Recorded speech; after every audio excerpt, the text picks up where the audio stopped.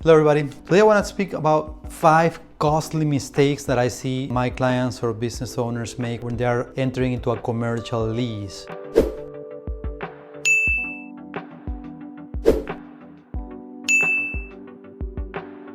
And the first one is not understanding the true cost of rent.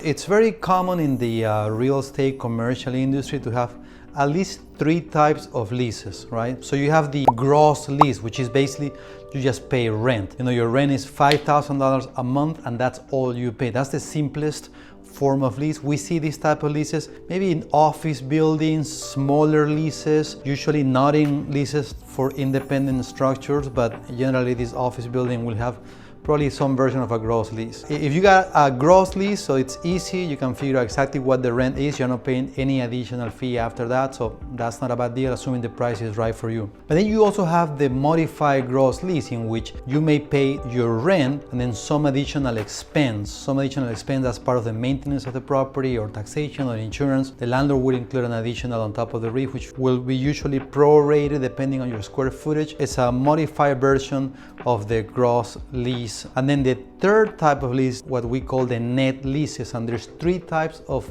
net leases. You can have a single net lease where you just pay rent plus taxes, a double net lease where you pay rent, taxes plus insurance, and you can have a triple net lease where you pay your rent, your taxes, insurance, and maintenance costs. You're basically paying for everything, virtually everything. The landlord just owns it on paper, but you are sort of like the one that pays absolutely everything. If you have one of those leases, you gotta be careful that, hey, rent is not all. And a lot of my owners, they get faced with these long 100-page leases with a lot of little tiny words, and they don't understand that the rent is not all, and there's a whole bunch of additional costs associated with the rent, and they're thinking, oh, I'm good, my rent is maybe 10% of my overall revenues. But in reality, I've seen leases where the rent it's half of everything they pay. Usually you also you have to negotiate well, the percentage that you are paying on operational expenses, because the landlord will make some measurements that may not be favorable to you. They're measuring the common spaces in a certain way that are not good for you, so you have to be careful. The second costly mistake that I see is failure to negotiate with the landlord's exit clauses. You have to have some sort of termination right at a reasonable fee, in some reasonable terms, with some reasonable notice. Businesses get into leases that have no exit clauses, and basically to exit, you have to pay the entire value of the lease, 5 years, 10 years. So that's not a good deal. Every landlord will agree to some reasonable termination clauses because things happen. Businesses go down, people get divorced, partnerships get split. So you have to make sure you put something there to account for those uncertainties. Again, landlord will want to tie you and bind you forever and want you to be liable for the entire life of the lease. But we find that, negotiating with landlord's attorneys, you can come to terms with some sort of reasonable terms where you say, well, I'll pay 6 months of rent if I have to leave. But not only that, you could also negotiate assignment of lease clauses, sub-lease clauses. So if you have a lease where the landlord doesn't let you even find a replacement, that's a problem. So you have to have some sort of way out. A lot of my clients, they forget that, they think nothing's gonna happen, and things happen. The third type of mistakes or errors we see is when our clients fail to negotiate or put in writing who is responsible for repair and maintenance. Who pays for what is not all. Sometimes there are large repairs that need to be done and the lease doesn't specify well who does what.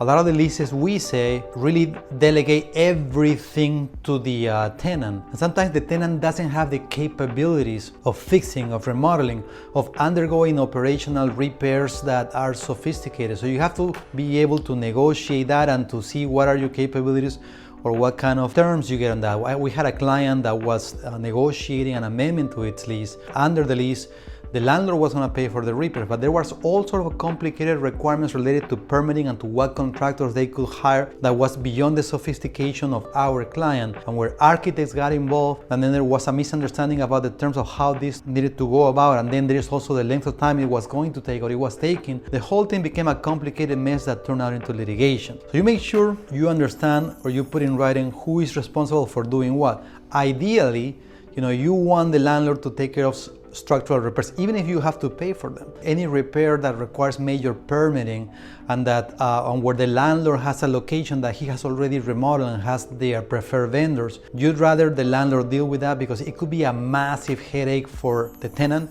and massive headaches, massive complications affects everybody's businesses, so you don't want that. So make sure you are itemizing and delineating well who is responsible for what, who does HVAC, who does plumbing, who does remodeling, who does drywall, who does everything that potentially can come up in terms of repairs. The fourth mistake we see is overlooking personal guarantee clauses. A lot of these leases, the majority of leases will require a personal guarantee. And I see my clients casually signing on these leases, casually signing on these personal guarantees. A lot of the times, these leases also require the wife to sign a personal guarantee. And when you're signing a personal guarantee and you're operating a business under an LLC or a corporation, you pretty much are stripping away the protections that your LLC gives you for the business, because at the end of the day, you are personally responsible, and your personal assets, your individual home, your personal tangible assets could be at risk if you don't pay for this lease. And if this is a lease, let's say that's $10,000 a month for 15 years, 10 years, it could be a lot of money.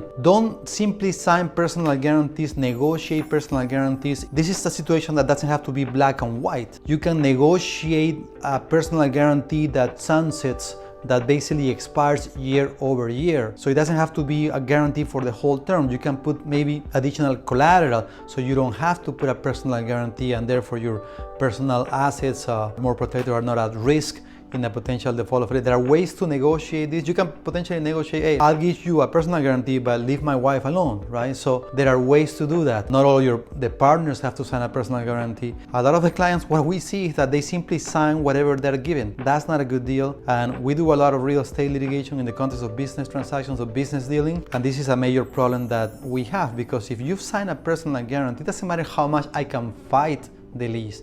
At the end of the day, you're personally responsible. It gets very hard. Commercial leases, they're generally written by landlords, especially the corporate landlords, and they have 100 pages, and all of these pages, 99% benefits the landlord, not the tenant. So be careful. Number 5 mistake we see is that tenants fail to put any sort of clause that protects them from a potential sale of the property. We've had more than, I'd say, 4 or 5 cases where there's a new landlord coming up and the lease doesn't protect the tenant enough. The landlord, goes by the fluctuations of the market. He gets a good deal, a good offer. He sells the property. He doesn't care much. And we see ruthless landlords, ruthless new landlords coming to simply manufacture excuses to get rid of the tenant because they want to sell the property again, or they want to use it for a particular business they are doing. Most leases have, let's say, a provision for you to pay the rent on X day, and then you can pay 3-5 days later. And then you have new landlords manufacturing default for not paying on the period that you have to pay the rent, or permitting issues that are simply not there, or they are manufactured by the landlord excuses, things that have been allowed for